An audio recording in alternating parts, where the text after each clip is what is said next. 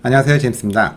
미국 대학 입시에 있어서 잘못 알려진 이야기나요? 잘 모르셔서 질문 주셨던 이야기들을 답변 드리는 시간을 갖고 있는데요. 오늘은 대입 지원 원서 에세이에 관한 이야기를 하고자 합니다.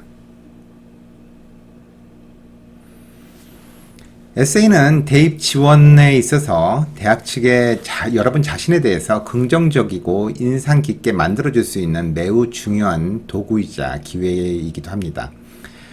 그런데 어디선가 그런 말을 들은 적이 있는데요. 입시 원서 에세이는 전문가들이 어차피 리뷰를 해주고 보낸다라는 걸 대학도 알고 있기 때문에 사실상 남들이 말하는 것처럼 그렇게 중요하지는 않다라고 하는 말을 들은 적이 있습니다. 정말 그럴까요? 대입 평가 항목들의 학문적 요소들 중에 12학년 때 극적으로 바뀔 수 있는 부분은요, 사실 에세이밖에는 없습니다.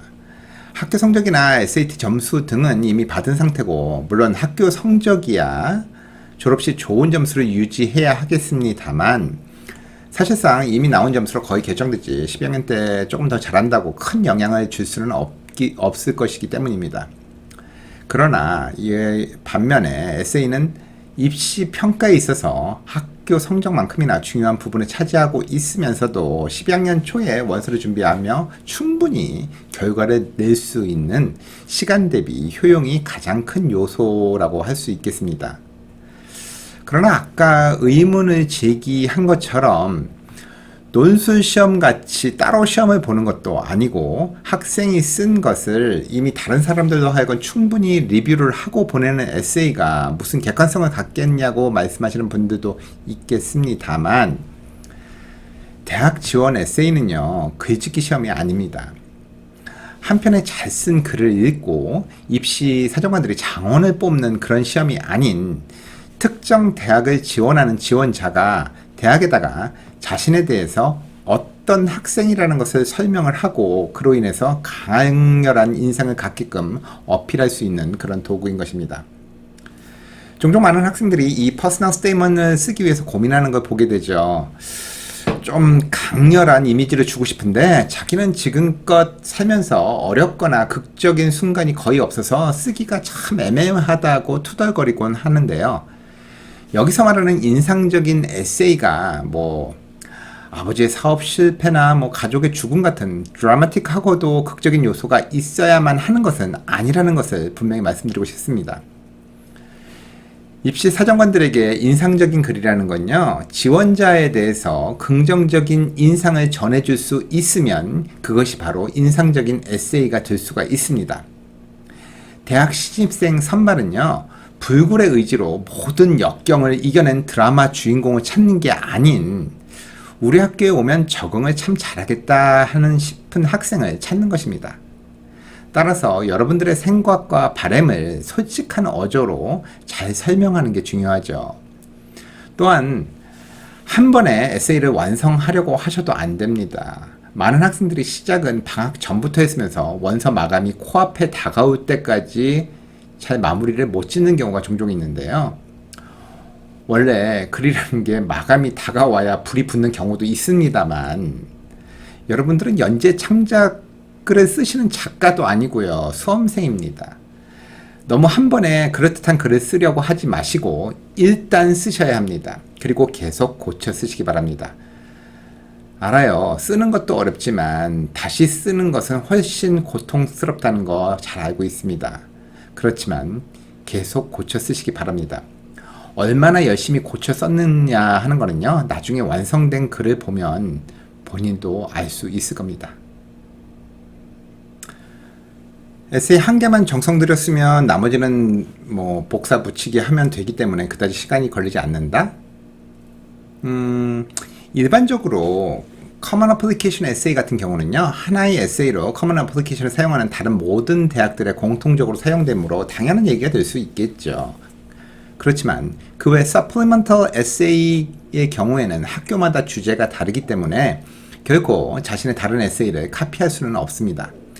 그렇지만 비슷한 주제, 예를 들면 왜 우리 대학을 선택했는가와 같은 주제는요, 사실 많은 대학들이 보편적으로 사용하는 주제 중에 하나이기 때문에 학생들은 이런 경우에 다른 대학에 썼던 에세이를 조금만 손질해 갖고 카피를 해서 보내곤 합니다.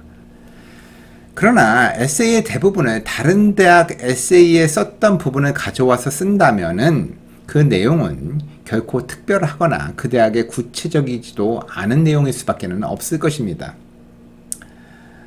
근데 뭐 그런 생각이 들죠. 그럼 사실 각 대학들이 각자 다른 질문을 하면 될 텐데, 뭐 시카고 대학 같이요. 하필 꼭 왜 우리 대학을 선택하였는가와 같은 질문을 할까요?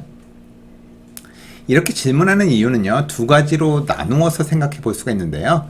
첫째는 이 질문의 답을 통해서 지원자가 자신들의 대학에 대해서 얼마나 알고 있고 얼마나 가치 있게 여기는지를 알 수가 있고요. 또 다른 한편으로는 지원자가 대학 경험을 통해서 얻고자 하는 바와 자신들이 지원한 대학이 지원자 본인의 장래 목표를 이루는데 어떻게 도움이 될지에 대한 생각을 엿볼 수 있기 때문입니다. 따라서 왜 우리 학교인가와 같은 질문에 관한 에세이를 쓸 때는요, 다음과 같은 점을 명심하셔야 됩니다. 첫째로, 대학은 여러분이 이 대학의 독특하고 특별한 점에 대해서 알고 있는지를 알기를 원합니다.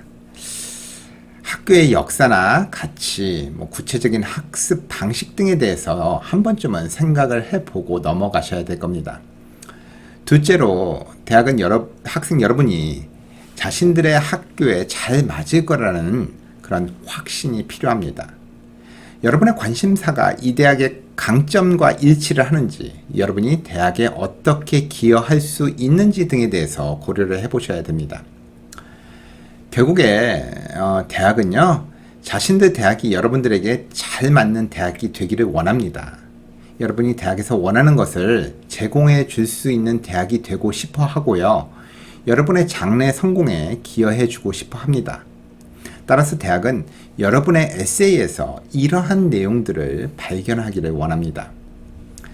그러나 이런 과정이 단순히 좋은 서플리먼털 에세이를 작성하기 위한 것만도 아니라는 사실을 아시기 바랍니다.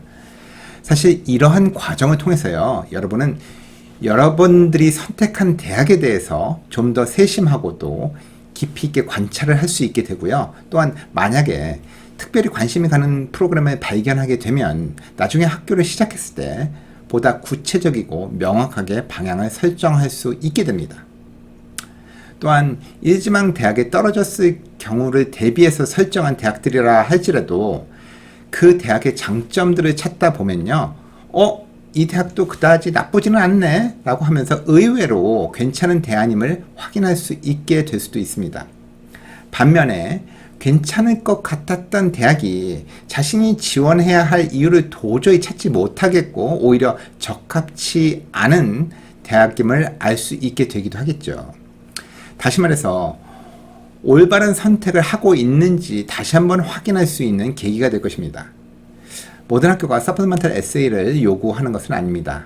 그러나 만일 여러분이 지원하시는 대학들 중 이러한 서플리먼털 에세이를 추가로 요구할 경우에는요, 귀찮게 여기시지 마시고 여러분들의 올바른 대학 선택을 위한 소중한 기회다라고 여기시고 좀 더 시간과 노력을 기울이시기를 바라겠습니다. 지금까지 입시전문가 제임스였습니다. 감사합니다.